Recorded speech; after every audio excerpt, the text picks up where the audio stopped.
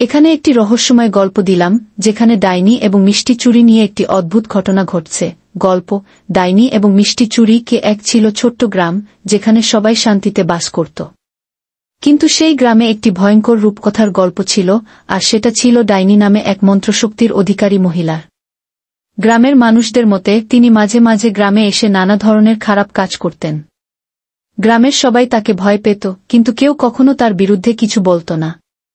ডাইনি ছিল এক অদ্ভুত নারী, তার মুখের উপর সব সময় এক রহস্যময় হাসি থাকত। তার হাতে ছিল এক জাদুকরি মিষ্টির বাক্স, যেটি তার অন্যতম শক্তি ছিল। সে যখনক্ষণ এই মিষ্টি বের করে খেত এবং তার শক্তি আরও বেড়ে যেত।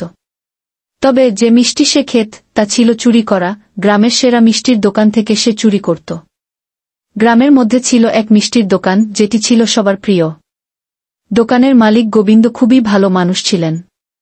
তার বানানো মিষ্টি ছিল সবচেয়ে জনপ্রিয়, এবং গ্রামে তার দোকানটি ছিল একমাত্র স্থান যেখানে অসাধারণ স্বাদের মিষ্টি পাওয়া যেত। গোবিন্দের দোকানে যারা মিষ্টি কিনতে আসত তারা আনন্দিত হয়ে ফিরে যেত, কিন্তু জানতেন না তারা যে সেই মিষ্টি ডাইনি চুরি করে নিয়ে যেত। একদিন রীতা নামে এক সাহসী মেয়ে, গোবিন্দের দোকানের সবচেয়ে নিয়মিত গ্রাহক, অবশেষে ধরা পড়ল।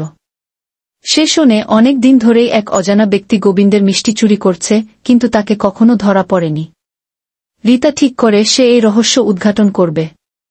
রীতা রাতের অন্ধকারে দোকানে চলে গেল। সে দেখল গোবিন্দ মিষ্টির বাক্সগুলো বন্ধ করে ঘুমিয়ে আছেন। তখনই রীতা জানল ডাইনি আসবে। সে অপেক্ষা করতে লাগল।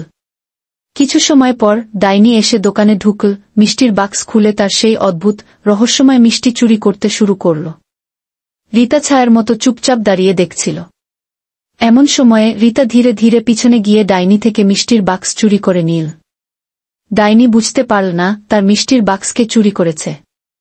তবে রীতা তার দৃষ্টি এবং সাহস দেখিয়ে বলল, এখন তুমি বুঝতে পারবে, চুরি এবং অন্যের সুখকে ধ্বংস করা কখনো সঠিক নয়। কি ডাইনি রেগে গিয়ে বলল, তুমি কি চাও মেয়ে? তোমার সাহসিকতা আমাকে ভালো লাগছে, কিন্তু আমি তোমাকে শাস্তি দেব। রীতা হাসি দিয়ে বলল, শাস্তি? আমি তোমাকে শাস্তি দিতে আসিনি। আমি শুধু তোমাকে বুঝাতে এসেছি, মিষ্টি চুরি করে বা অন্যের সুখে আঘাত করে কিছুই অর্জন হয় না। যে ডাইনি কিছুক্ষণ চুপ হয়ে রইল। তারপর সে বলল, তুমি আমাকে শিখিয়ে দিলে মেয়ে। আমি অন্যদের ক্ষতি করে শক্তি অর্জন করতাম, কিন্তু এখন আমি জানি যে এভাবে সত্যিকারের শক্তি পাওয়া যায় না। রীতা মিষ্টির বাক্সটি গোবিন্দের দোকানে রেখে চলে গেল।